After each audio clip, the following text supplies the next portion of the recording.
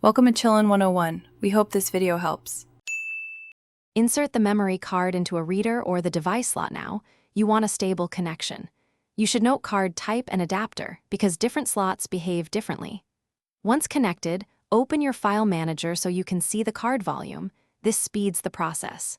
Make sure the card is not write protected, and if needed, unlock the switch.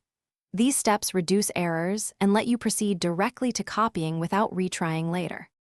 Select the folders or files you need and copy them to your destination drive. This preserves the original on the card until you verify success. For large batches, use a dedicated transfer tool or command line copy that shows progress and can resume interrupted copies. Use checksums for critical files to verify integrity. This prevents silent corruption. Make sure to transfer in chunks if the card is slow, and monitor transfer speed so you can estimate completion time. After the transfer, compare file sizes and open sample files to confirm everything copied correctly.